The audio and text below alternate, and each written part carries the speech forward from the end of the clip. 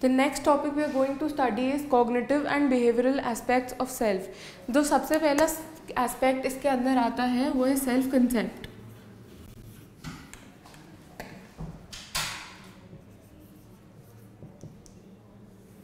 Self concept वो चीज़ है जो हम अपने बारे में जो हम सोचते हैं, जो हम अपने बारे में आइडियाज़ होल्ड करते हैं. तो the ideas we hold about ourselves. फिर उसके बाद सेकंड आता है self esteem.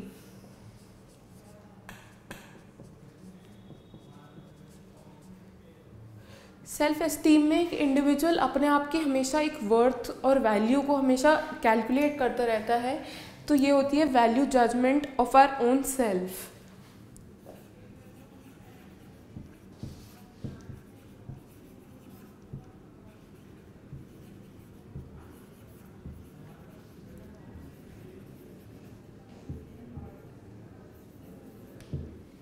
Value judgement of our own self, अपनी वर्थ को पहचानना, अपनी वैल्यू को पहचानना is self esteem.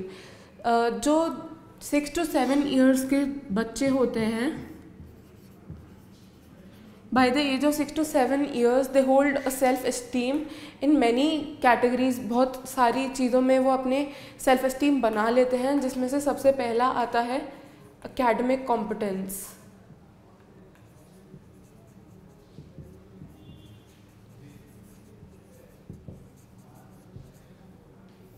Academic competence में जो पर्सन अच्छे से पढ़ाई करता है, अच्छे मार्क्स लाता है, उसकी सेल्फ एस्टीम हाई होती है. और जो अच्छे से पढ़ नहीं पाते हैं, जो ज़्यादा इंटेलिजेंट नहीं होते हैं, उनकी सेल्फ एस्टीम लो होती है. फिर उसके बाद आता है सोशल कॉम्पिटेंस.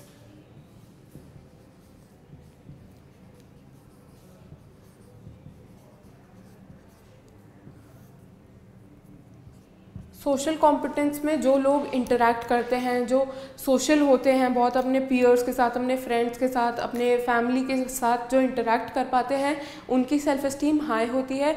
लेकिन जो लोग ऐसा नहीं कर पाते, जो ज़्यादा बहुत इंट्रोवर्ट होते हैं, किसी से बात नहीं करते, सब अलग अलग रहते हैं, उनकी सेल्फ एस्टीम सोशल कॉम्पिटेंस में लो होती है. फिर उसके बाद आती है फिजिकल कॉम्पिटेंस.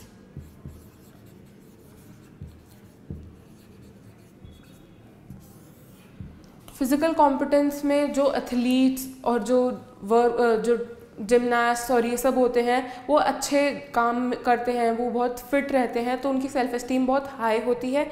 और जो ऐसे नहीं है, जो ज़्यादा अच्छी तरह से सब परफॉर्म नहीं कर पाते, बहुत लेज़ी होते हैं, उनकी सेल्फ एस्टीम लो होती है. फिर उसके बाद जो लास्ट है वो है physical appearance.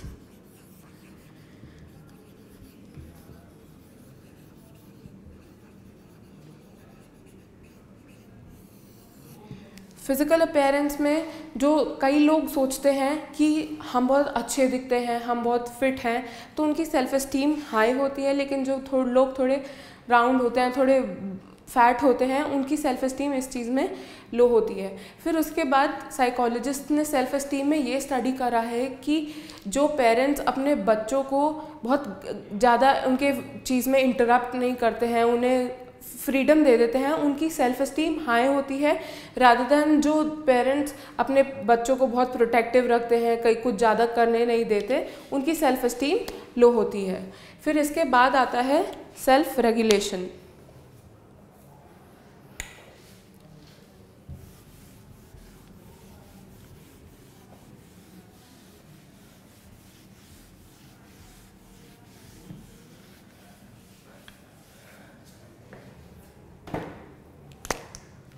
The next is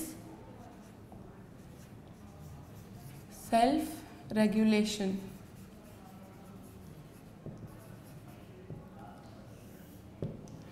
अब सेल्फ रेगुलेशन होता है कि अपने बिहेवियर को मॉनिटर करना, अपने बिहेवियर को ऑर्गेनाइज करना, उसे हम सेल्फ रेगुलेशन कहते हैं. To organise and monitor our own behavior.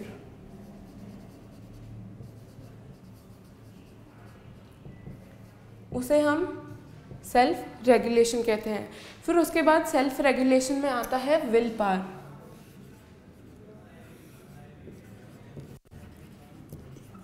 Will power होती है रेजिस्टेंस टू सिचुएशनल प्रेशर्स। कोई जो इंसान अपने सिचुएशनल प्रेशर्स को रेजिस्ट कर जाता है, उनको हैंडल कर लेता है, उसे विल पावर कहते हैं। तो इसका कीवर्ड है resistance to situational pressures.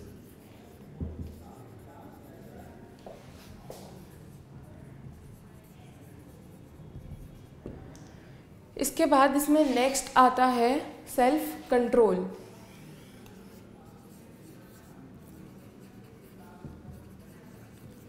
Self control होता है टू डिले और डिफर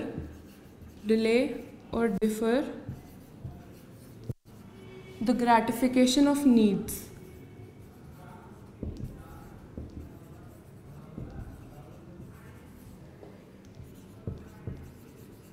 टू डिले और defer the gratification of needs. अपने आप को कंट्रोल करना, अपनी नीड्स को कंट्रोल करना इज सेल्फ कंट्रोल।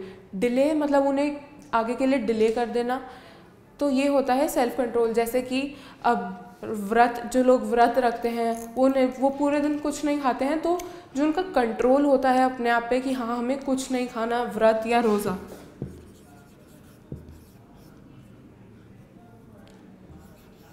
व्रत और रोज़ा,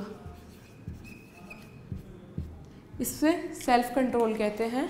फिर उसके बाद इसमें आते हैं techniques to control our own behaviour.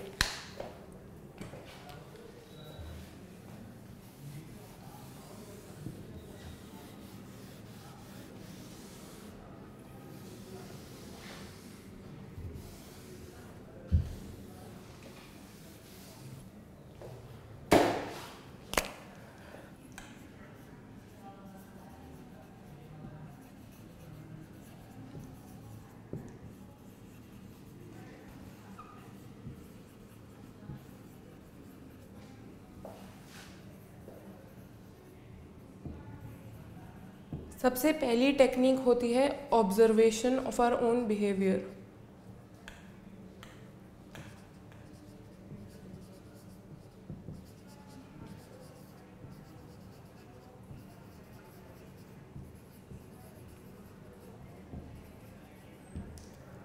इसमें हम अपने खुद के बिहेवियर को ऑब्जर्व करते हैं, ताकि जो हमारी नीड्स हैं वो फुलफ़िल हो पाए। हमें किस चीज़ में स्ट्रेंथ लाने की ज़रूरत है, तो हम अपनी उस चीज़ को ऑब्जर्व करते हैं।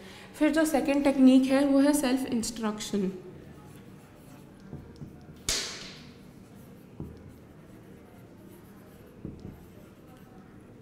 इसमें हम अपने आप को इंस्ट्रक्ट करते हैं ताकि जो हम नीड्स हैं हम उनको फुलफ़िल कर पाएँ। जैसे कि एग्जांपल, अगर एक बच्चा है वो अपने आप को कहता है कि हाँ उसको पढ़ने के लिए कि हाँ I have to wake up at 6 in the morning, तो ये वो अपने आप को इंस्ट्रक्ट कर रहा है कि हाँ मेरे को पढ़ने के लिए सुबह उठना है।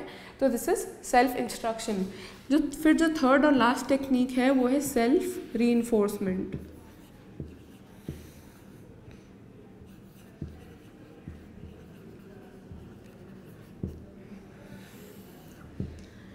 सेल्फ रीइंफोर्समेंट में एक पर्सन अपने आप को रिवॉर्ड करता है किसी अच्छे काम करने के बाद। जैसे कि एक स्टूडेंट अपने आप को कहता है कि अगर मैं एग्ज़ाम में अच्छा परफॉर्म करूँगा तो मैं एक मूवी देखने जाऊँगा फ्रेंड्स के साथ।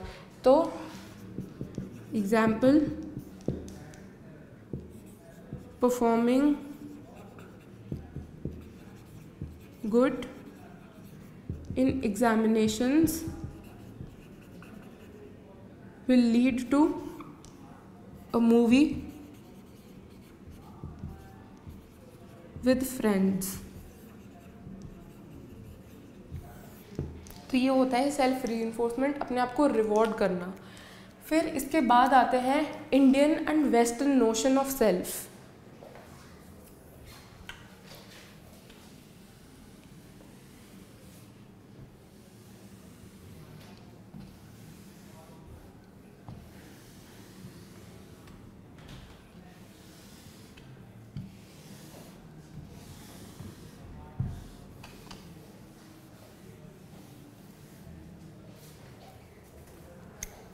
Difference between western and Indian notion of self.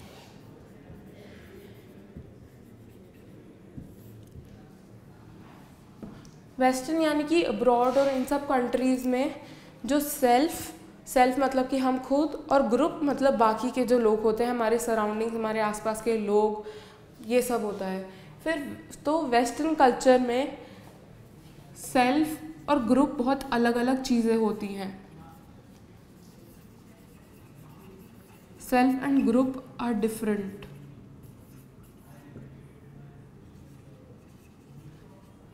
लेकिन इंडियन नोशन में सेल्फ और ग्रुप की बहुत शिफ्टिंग नेचर होता है। शिफ्टिंग नेचर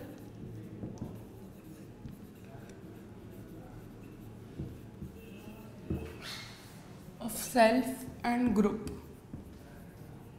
इसका मतलब ये है कि वेस्टर्न कल्चर में होता है कि वो बहुत ज़्यादा इंटरैक्ट नहीं करते हैं किसी से, अपने आप में रहना चाहते हैं, सब कुछ अपने आप करना चाहते हैं। तो सेल्फ और ग्रुप दो अलग चीज़ें होती हैं। लेकिन इंडियन कल्चर में ऐसा नहीं होता। सेल्फ और ग्रुप मिलजुल के रहते हैं, सब एक दूसरे से इंटरैक्ट करते हैं। फिर उसके बाद जो सेकंड पॉइंट है वो है कि जो वेस्टर्न कल्चर होता है उसे हम इंडिविजुअलिस्टिक कहते हैं।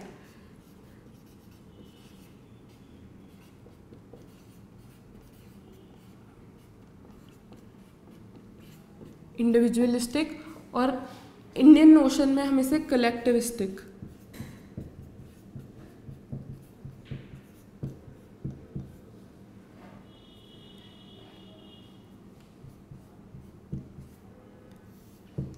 ये इस डिफरेंस का मेन पॉइंट है कि ये इंडिविजुअलिस्टिक होते हैं, ये इंडिविजुअल्स रहते हैं, सेल्फ और ग्रुप में अलग अलग चीज़ें होती हैं।